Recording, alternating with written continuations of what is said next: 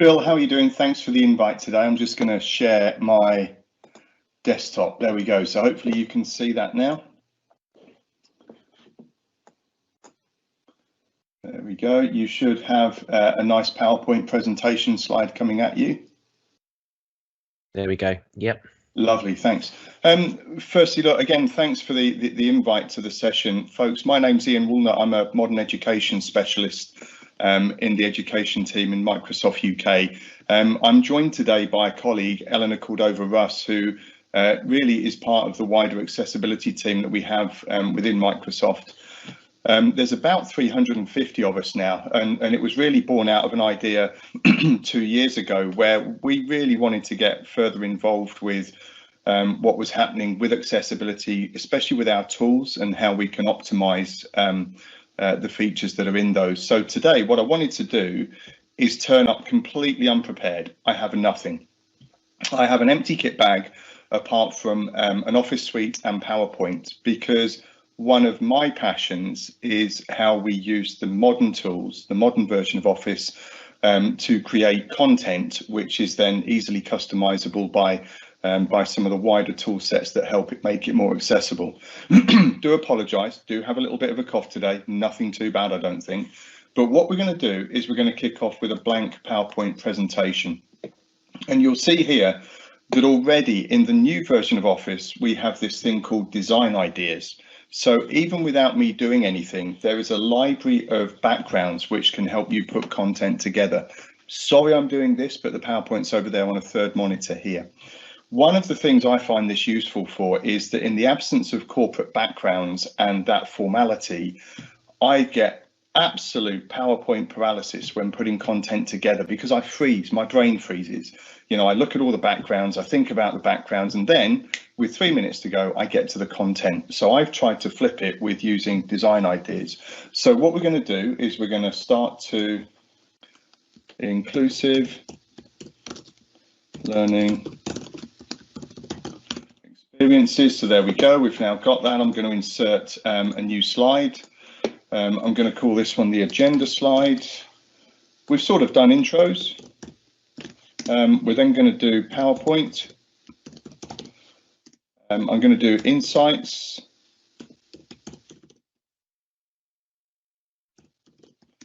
And more tools.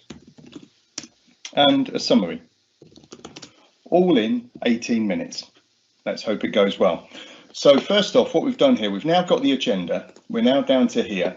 And then effectively PowerPoint has gone away and looked at the language that I'm using. So the first thing is it jovial language? Is it quite formal?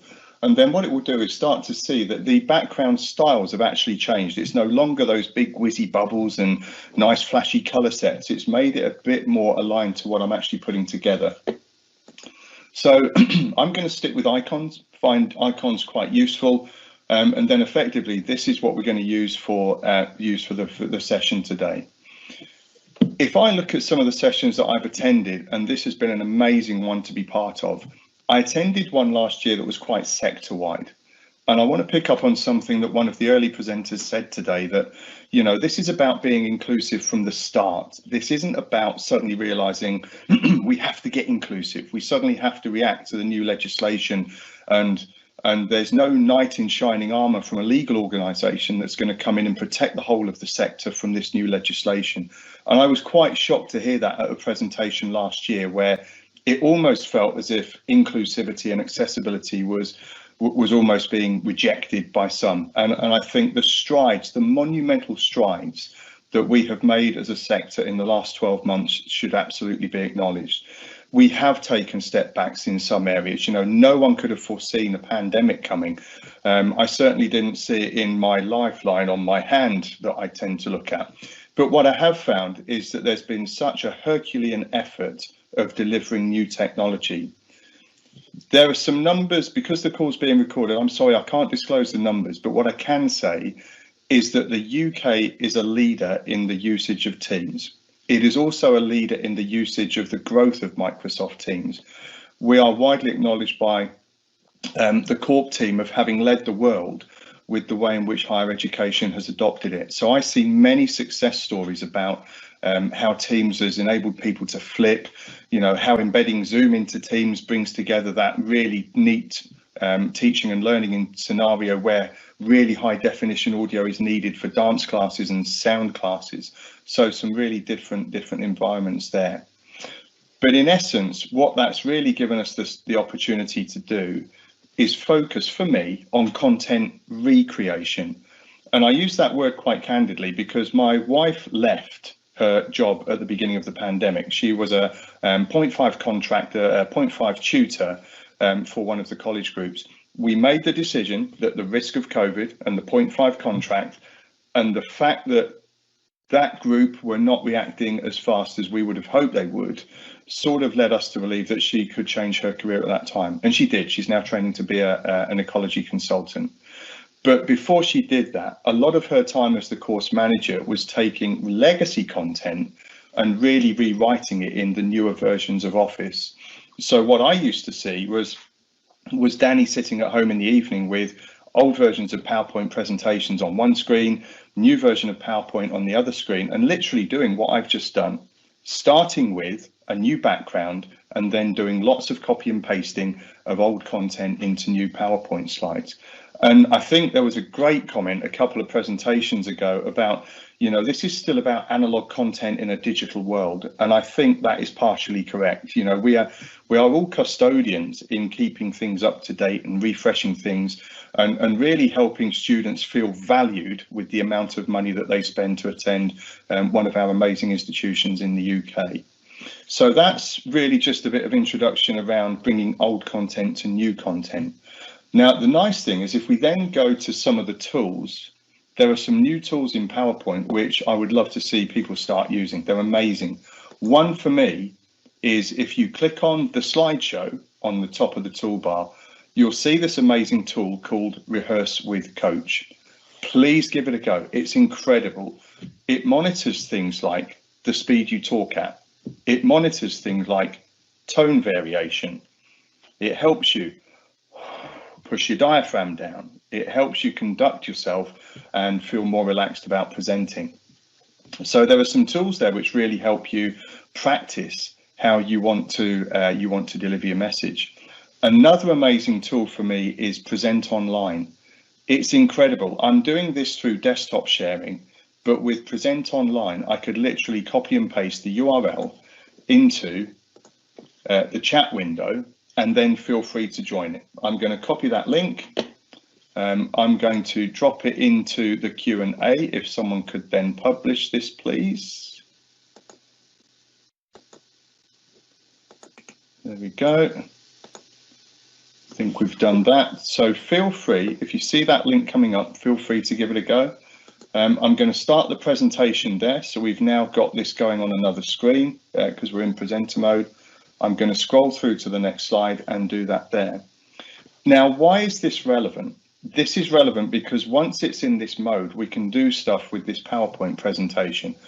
For instance, if I'm watching it in the Edge browser, in the Microsoft Edge browser, I can start to use Read Aloud, and I'm going to demonstrate that in a second. We're going to go through some of the tools, and we can literally then start to read out the PowerPoint presentation and use it in the browser effectively. I'm going to escape out of that because we're rattling through time. The next piece I want to move on to is insights, and I'm going to do this with some slides. This is a press release that we put out yesterday with Imperial College, and I'm actually going to demonstrate this.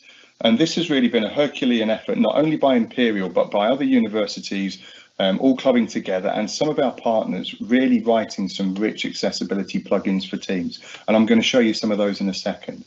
But in essence, what has happened is a company called FutureWorks, one of our partners, developed a bot which plugs into Teams. And effectively, Adrian Mantle at Imperial, well known on the Office 365 Managers Group, was really championing this to push this out.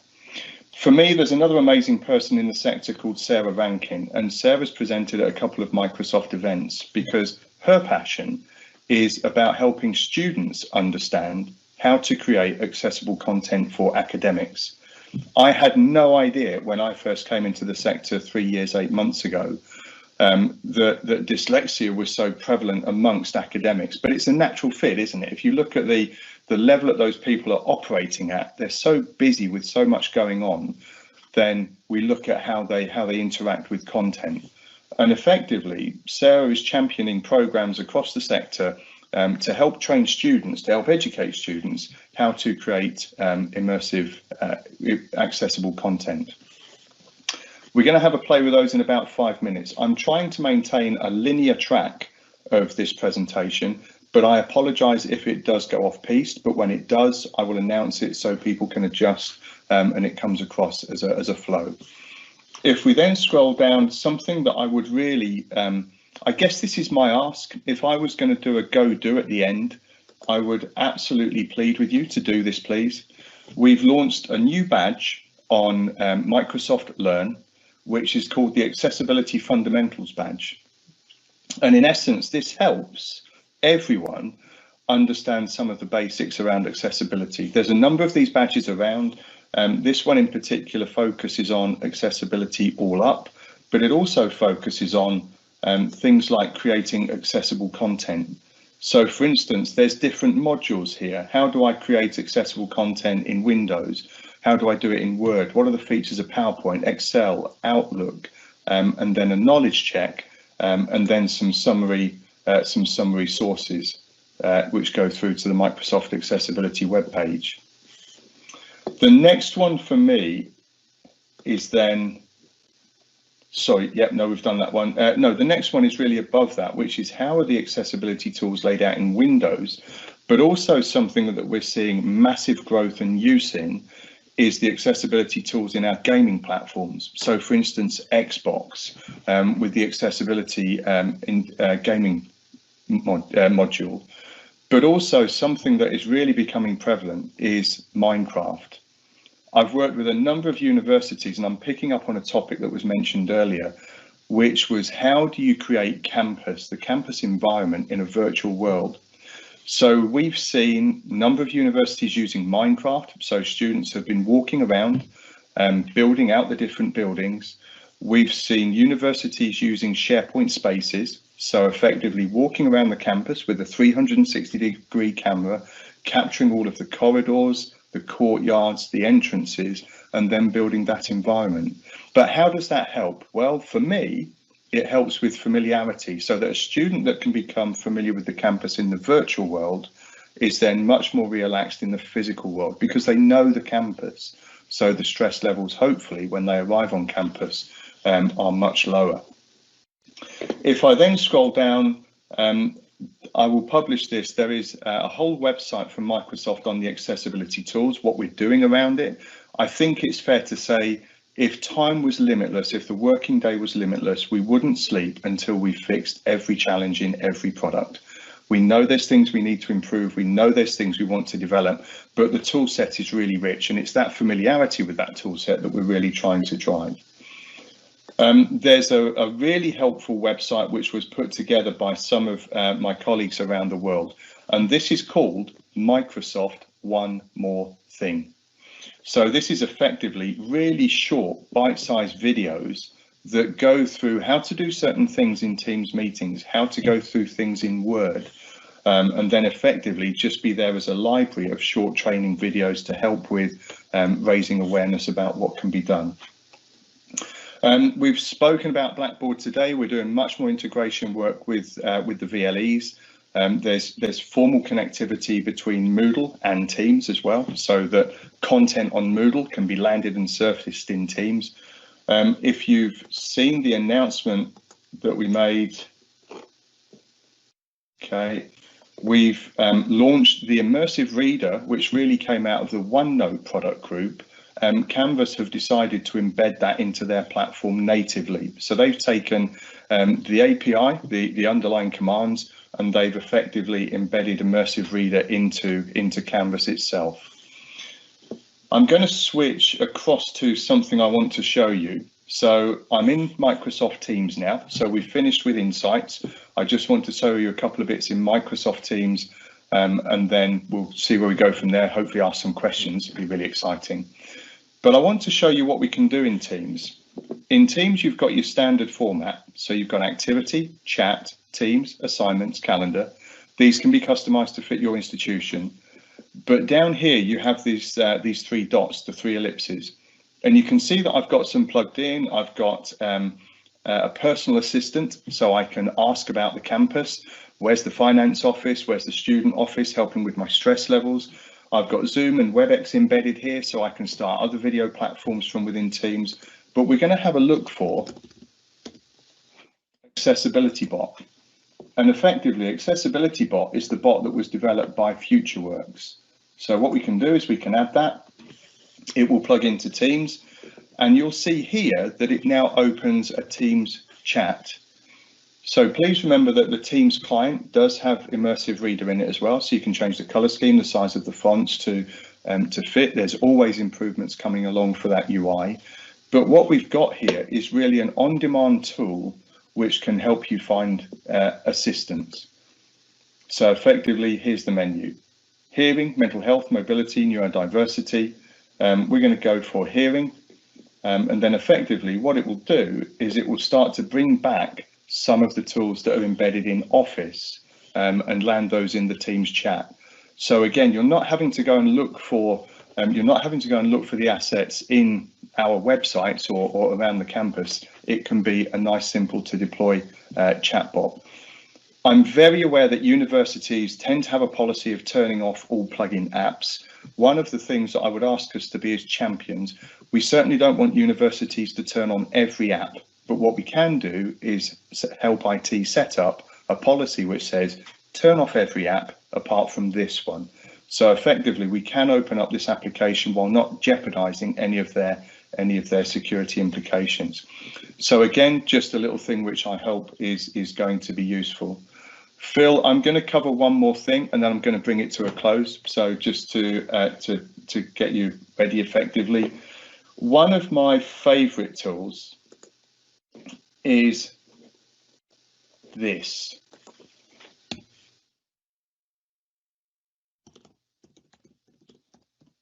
My apologies, I thought I'd set it up.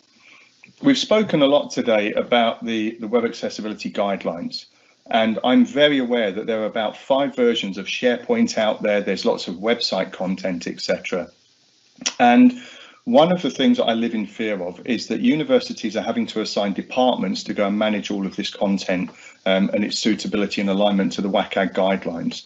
There is an amazing plugin, and I would really appreciate it if we could just drive the adoption and usage of this. It's free, it's out, it's crowdsourced, open source, but effectively you can plug this Get Accessibility Insights into Android, web, and Windows. So effectively what this does is that it adds a new little plugin, and the plugin will sit up here, and then effectively what we can do is then go to a website. Who are we going to pick on? Do you mind if I use Kent? Is that okay? Yeah. Okay. Yeah, no problem, Ian. Thank you, mate. Cheers. And then effectively I can run, that's okay, I can run a fast pass. And what it will do now is, there we go. How amazing is that? No failed instances. Can you guys see the report, or is that still on the main web page? We can see the automated checks part. That's good. Yep. Great. Yep. So well done, folks. That was absolutely unrehearsed. We had not practiced that at all. But effectively, what happens is, I mean, let's try another one. If we go to, very quickly, my last one, I promise. Let's go to the BBC. That's always a good one to use because they have so much content. And then effectively, we run a fast pass, and it comes back with the guidance of what potentially needs changing, color contrast, size of fonts, etc. This tool is absolutely free. It will plug into browsers. Please feel free to disseminate it, because what it encourages people to do internally is check old SharePoint sites, check web pages. And for me, this is really like crowdsourcing accessibility checking. It's that simple. Phil, that's me done. I thank you for the opportunity for us to come and present today and just run through a couple of bits. In closing, I'd like to thank you for the amazing work that you're all doing to drive this topic, and we'd absolutely love to continue being part of it. Thanks, Phil. Back to you.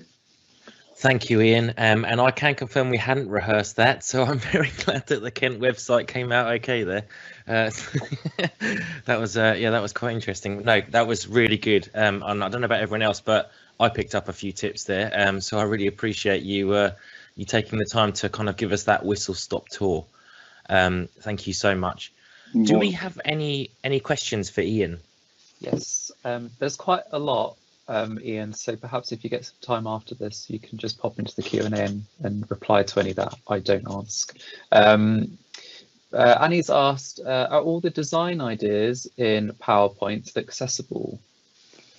They are absolutely not, which is why there's such a broad library of them. And the reason why we do that is just to cater for everyone. So, you know, part of design ideas is also the creation, but it's the absorption. So, for instance, if I'm looking at a piece of content that was created inaccessible or unaccessible, then I've got the ability to personalize it to fit me. And that's a really good call out. But, you know, bearing in mind, trying to be inclusive with everyone, we like the tool to be available so that individuals can customize their own view of it as well.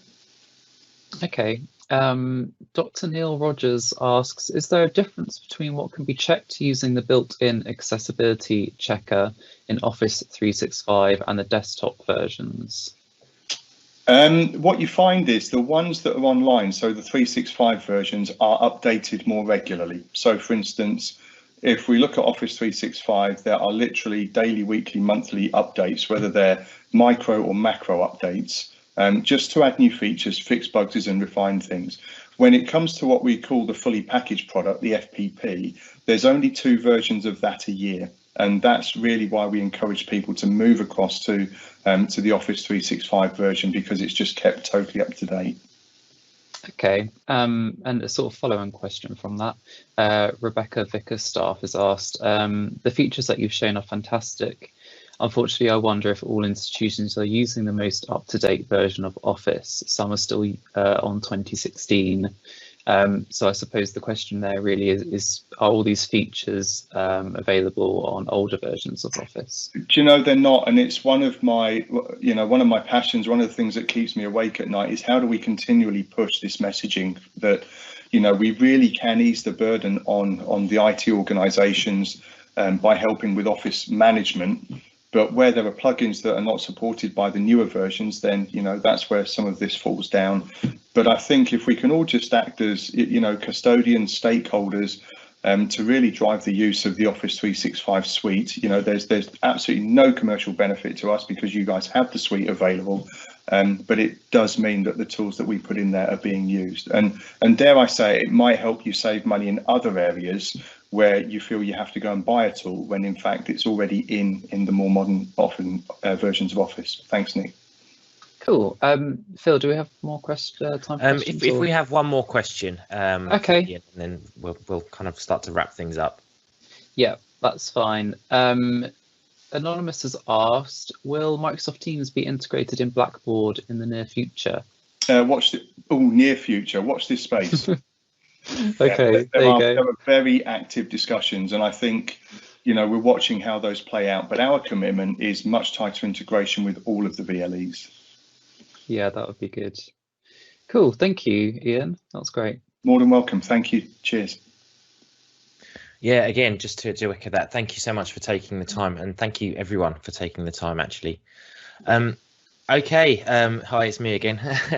So I guess we're going to start to wrap things up now. So I guess I would like to finish today by just saying kind of a huge thank you to all of the speakers. Obviously, it goes without saying. We all appreciate you taking the time to be here today.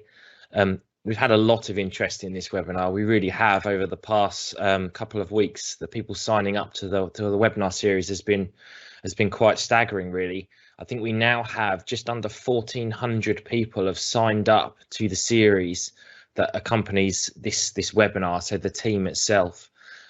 So with that in mind, I kind of would encourage you, if you haven't already, to have a look at the team. We're going to place all of the recordings from the webinar today in that team. And we also have all of the recordings from all of our previous webinars as well. You can all chat amongst yourselves in the team. We also have a hints and tips section, which we're trying to add to as well, which hopefully you're finding useful. The feedback so far has been really positive, so thank you for those of you that have given us some feedback. So yeah, I guess thank you again. So before we go, I'd just like to remind everyone that the next webinar in the series is going to be taking place on the 5th of March. Now, up until now, what we've been doing is we've been cycling the generic theme of pedagogy and practice when teaching online with a more specific theme. So today was obviously inclusivity. So we're going to switch back to the next one, which will be pedagogy and practice when teaching online on the 5th of March. Now, we have quite a few exciting speakers already lined up for you, so watch this space for the agenda. Now, if you would like to present or talk at that webinar, then please get in contact with me, or if you're on the team, you should be able to see a call for speakers announcement where you can submit a synopsis of a talk that you would like to give at a future webinar. I'd really like to encourage people to push and kind of to share their experiences with everyone as well, because that's what everyone wants, and that's what I want this community to be, a real kind of sharing of practice. And up until now it's been absolutely fantastic, but I'd really like to continue that line. So thank you very much. With that in mind, again, I would just like to thank all of my colleagues from eLearning for helping out today. You guys are all superstars, so thank you very much.